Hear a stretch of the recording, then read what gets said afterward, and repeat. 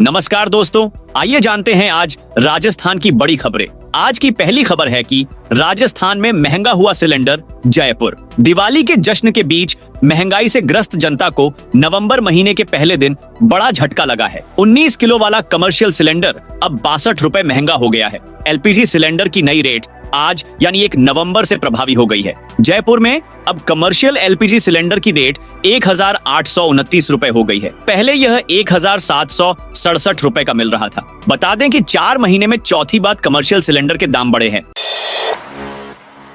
राजस्थान सरकार इस साल एमएसपी पर नहीं खरीदेगी। बाजरा राजस्थान में इस साल भी बाजरे की न्यूनतम समर्थन मूल्य एमएसपी पर खरीद नहीं हो सकेगी। केंद्र सरकार से एमएसपी पर खरीद के लिए मंजूरी और बजट नहीं मिला है। केंद्र से बजट मिले बिना एमएसपी पर खरीद का काम आगे नहीं बढ़ सकता। राज्य सरकार इस साल एमएसपी पर बाजरा खरीद से इनकार कर चुकी है। राज्य सरकार ने इस मामले में केंद्र से चिट्ठी लिखकर मांग की थी, लेकिन मंजूरी नहीं मिली। इस साल बाजरे पर 2625 रुपए प्रति क्विंटल का एमएसपी है, लेकिन बाजार में किसानों को यह भाव नहीं मिल पाता। विधानसभा के बजट सत्र के दौरान बाजरे की सरकारी खरीद के मुद्दे पर खाद्य मंत्री सुमित गोदारा के जवाब के दौरान खूब हंगामा हुआ था।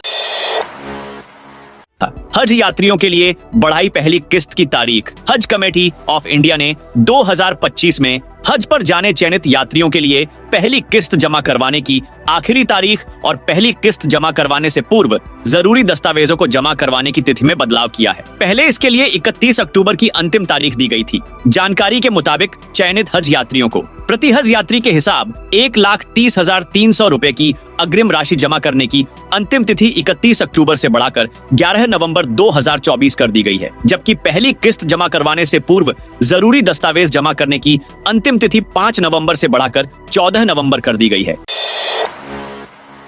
शिक्षकों के बच्चों को मिलेगी छात्रवृत्ति। सरकारी टीचर्स के बच्चों को छात्रवृत्ति मिलेगी। आरबीएसआई ने शिक्षा विभाग में कार्यरत अध्यापकों के लिए छात्रवृत्ति योजना शुरू की है। योजना के तहत सेवारत अध्यापकों के बच्चों को पाठ्यक्रम के अनुसार छात्रवृत्ति दी जाएगी। केवल वे ही शिक्षक पात्र होंगे जिनका रोजगार पिछले 5 वर्षों से जारी है और जिन्होंने अजमेर बोर्ड की उत्तर पुस्तिकाओं की जांच कम से कम 3 बार की है। इस लाभ के लिए पात्र होंगे। शिक्षक की वार्षिक आय 14 लाख रुपए से कम होनी चाहिए।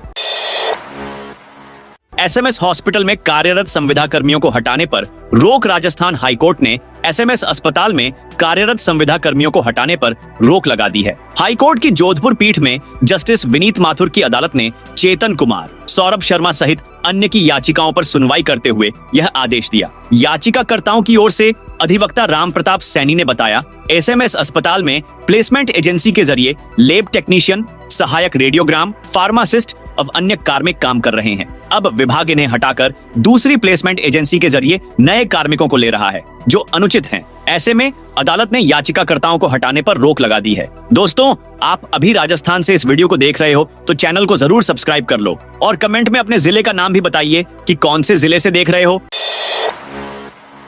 पुष्कर मेला कल से होगा शुरू। राजस्थान की संस्कृति को करीब से देखना और उसका लुत्फ उठाना चाहते हैं तो आपका इंतजार खत्म हो गया है। विश्व प्रसिद्ध पुष्कर मेला कल शनिवार 2 नवंबर से शुरू होने जा रहा है। पुष्कर मेले में आप राजस्थान की संस्कृति रूबरू हो सकेंगे। यह मेला इस बार 2 नवंबर से शुरू होकर 17 नवंबर को समाप्त होगा। इस मेले में देश का सबसे बड़ा पशु मेला देखने को मिलेगा। इस मेले का सबसे बड़ा आकर्षण रेगिस्तान का हवाई जहाज ऊंट होता है। इसके करतब के अलावा कई प्रतियोगिताएं होती हैं, जिनमें देश ही नहीं बल्कि विदेशों से पर्यटक भी हिस्सा लेते हैं। सुरक्षा व्यवस्था को देखते हुए जवान मुस्तैद रहेंगे।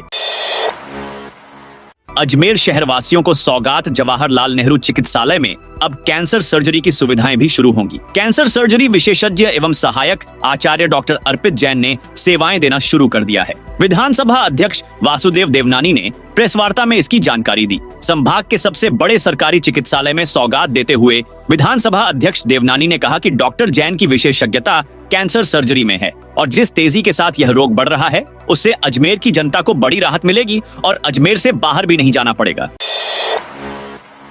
सीएम ने दीपावली के बधाई संदेश में गिनाई सरकार की उपलब्धियां। सीएम भजनलाल शर्मा ने प्रदेशवासियों को दीपावली के पर्व की शुभकामनाएं दी हैं। इस मौके पर सीएम भजनलाल ने अपने सोशल मीडिया अकाउंट पर एक वीडियो शेयर किया है।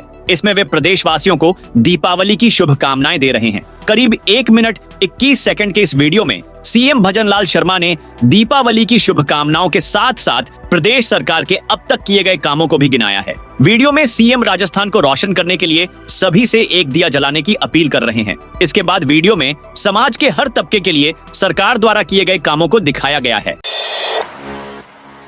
राजस्थान में बढ़ेगा ईआरसीपी का दायरा, Parvati Kali Sindh Chambal. Eastern Rajasthan canal project PKC ERCP की डीपीआर दोबारा तैयार करने की प्रक्रिया शुरू हो गई है। नई विस्तृत परियोजना रिपोर्ट में प्रदेश के 21 जिलों के छोटे बड़े बांधों के साथ तालाबों को भी जोड़ने की तैयारी चल रही है। कोटा बूंदी जिले के डार्क जोन क्षेत्र को भी ईआरसीपी से जोड़ा जाएगा। केंद्रीय जल आयोग को भेजी डीपीआर में जल स्रोतों का दायरा काफी बढ़ा दिया है। इसके लिए 600 मिलियन क्यूबिक मीटर पानी रिजर्व रखा जाना प्रस्तावित है।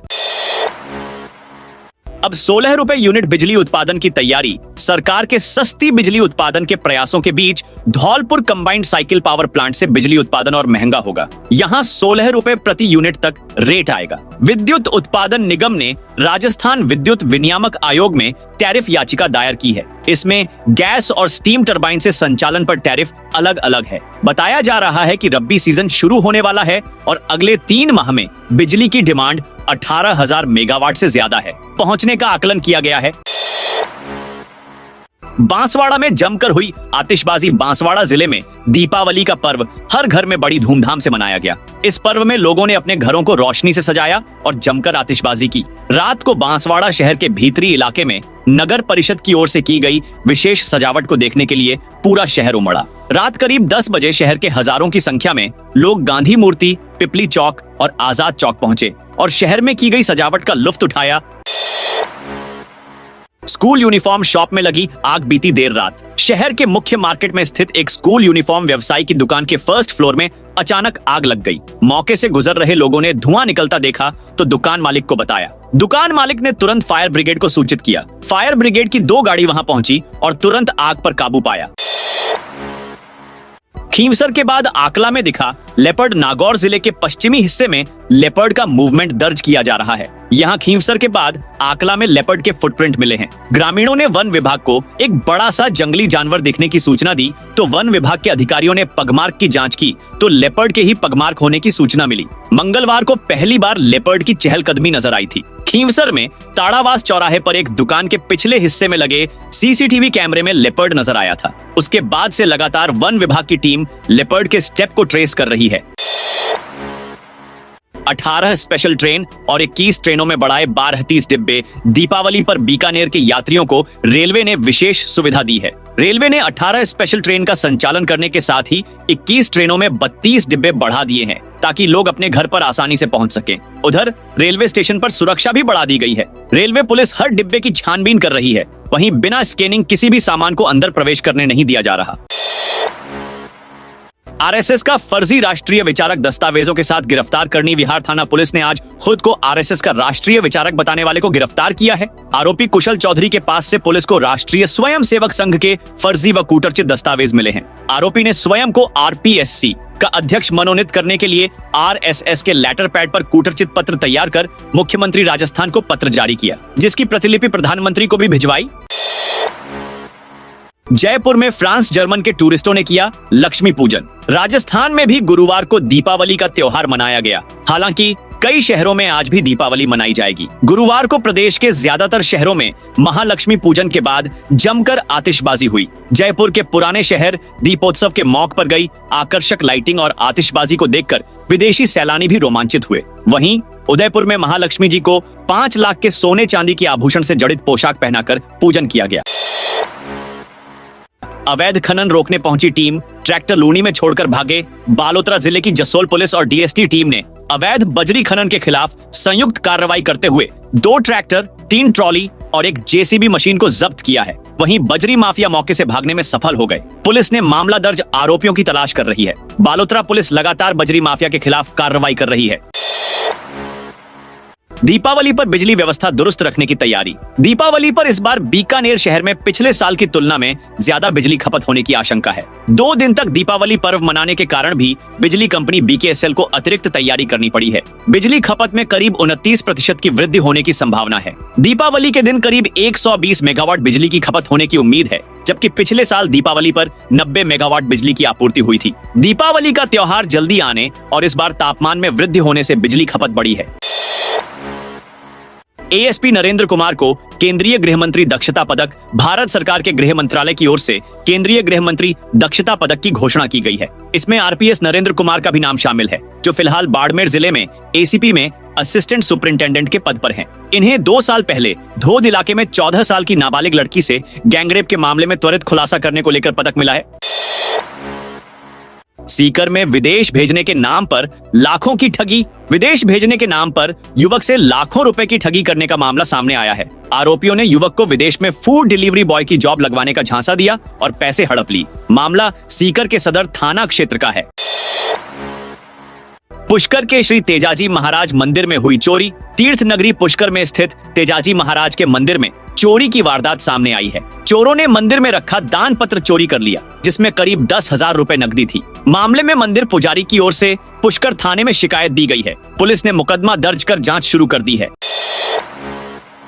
बीकानेर में होने लगा सर्दी का एहसास। बीकानेर में मौसम बदल गया है। दीपावली पर बीकानेर का न्यूनतम तापमान गिरने का सिलसिला एक बार फिर शुरू हो गया है। 2 दिन पहले तक पारा 38 डिग्री सेल्सियस तक पहुंच गया था, उसमें 3 डिग्री सेल्सियस की गिरावट आई है। वहीं न्यूनतम तापमान में भी 2 डिग्री सेल्सियस से ज्यादा गिरावट का एहसास हो रहा है। सुबह सवेरे ठंडी हवाओं से सर्दी का एहसास होने लगा है। साइबर ठगी करते 4 ठग गिरफ्तार। 7 मोबाइल बरामद हुए भरतपुर जिले की सीकरी। थाना पुलिस ने साइबर ठगी कर रहे 4 साइबर ठगों को पकड़ा है। इनमें एक नाबालिग है। आरोपियों के पास से 7 मोबाइल, 2 फर्जी सिम बरामद की गई है। आरोपियों ने पूछताछ में बताया कि वह पुराने नोट और सिक्के बेचने का विज्ञापन डालकर लोगों को फंसाते हैं और उनसे ठगी करते हैं। चिकित्सा शिक्षा विभाग के इन पदों पर ली गई इंटरव्यू प्रक्रिया निरस्त। जयपुर के सवाई मानसिंह मेडिकल कॉलेज के 8 अस्पतालों में अधीक्षक पद के लिए राज्य सरकार की ओर से की गई इंटरव्यू प्रक्रिया को निरस्त कर अब पूरे राजस्थान के लिए नए सिरे से आवेदन मांगे गए हैं। चिकित्सा शिक्षा विभाग का तर्क है कि एसएमएस ही नहीं बल्कि प्रदेश में राजस्थान मेडिकल एजुकेशन सोसाइटी राजमेस सहित अन्य मेडिकल कॉलेजों के संबंध अस्पतालों में कई जगह अधीक्षक के पद रिक्त चल रहे हैं। ऐसे में पूरे राजस्थान के रिक्त पदों के लिए अब एक साथ आवेदन मांगे गए हैं। आयुर्वेद और योग यूनिवर्सिटी के लिए मिली जमीन। आयुर्वेद और योग यूनिवर्सिटी को 40 से 60 बीघा जमीन दिए जाने के प्रस्ताव को राजभवन और सरकार से मंजूरी मिल गई है। यह जमीन महर्षि दयानंद सरस्वती यूनिवर्सिटी के हिस्से से नई यूनिवर्सिटी को सौंपी जाएगी। राज्य सरकार ने 2024 से 25 के बजट में अजमेर में आयुर्वेद और योग यूनिवर्सिटी की घोषणा की है। इसके लिए महर्षि दयानंद सरस्वती यूनिवर्सिटी के सचिन तेंदुलकर खेल स्टेडियम और इससे सटी जमीन का अगस्त सितंबर में सर्वेक्षण किया गया। इसी माह 4 अक्टूबर को आयोजित प्रबंध मंडल की बैठक में नई यूनिवर्सिटी के लिए जमीन आवंटन का प्रस्ताव बनाकर राज्यपाल और सरकार को भेजा गया।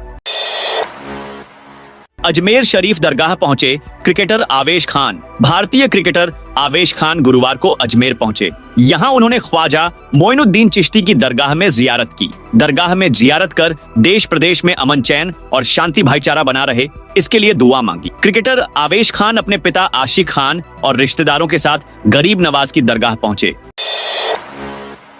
त्योहार को लेकर विशेष ट्रेनों का संचालन। रेल प्रशासन ने त्योहार को लेकर बुधवार से आगामी 5 नवंबर तक कुछ विशेष ट्रेनों का संचालन किया है। ये ट्रेनें लोकल हैं और दिल्ली आगरा और आगरा झांसी के मध्य संचालित होंगी। आगरा पीआरओ ने बताया कि 30 अक्टूबर से 5 नवंबर तक दिवाली, भैया दूज व मथुरा मेला के अवसर पर तीर्थ यात्रियों को सुविधा को लेकर विशेष ट्रेनों का संचालन किया जा रहा है। राजस्थान में ऊर्जा का हब बन रहा रेगिस्तान। राजस्थान में बाड़मेर ऊर्जा का हब बन गया है। कोयला, तेल, गैस, सौर ऊर्जा, पवन ऊर्जा का लगातार विस्तार इस इलाके की ताकत बनता जा रहा है। राज्य व केंद्र सरकार के निवेश करोड़ों और अरबों रुपए में हो रहा है। जमीन के नीचे मिले खनिज के अकूत खजाने के साथ अब सकारात्मक ऊर्जा भी लगे तो बाड़मेर की चमक दमक दुबई जैसी होती देर नहीं लगेगी। प्रदेश में सर्वाधिक राजस्व दे रहा बाड़मेर जिले की प्रति व्यक्ति आय तो बढ़ेगी ही। 2030 तक इस आखिरी जिले से ऊर्जा क्षेत्र की कई नई पहल जुड़ती नजर आएगी। तेल 2030 तक निकल आएगा। बाड़मेर की सबसे बड़ी ताकत यहाँ का तेल का खजाना है। अब तक 38 कुओं से तेल निकल रहा है, जिसका प्रतिदिन उत्पादन 80 से 90 हजार बैरल है। 11 नए ब्लॉक पर अन्वेषण और खोज का कार्य चल रहा है। इसमें बड़ी सफलता मंगला जैसी हाथ लगी तो बाड़मेर में तेल के फिर से नए वारे न्यारे हो सकते हैं। यह थी आज राजस्थान की बड़ी खबरें। आपने अभी तक इस वीडियो को लाइक नहीं किया तो फटाफट से कर दीजिए।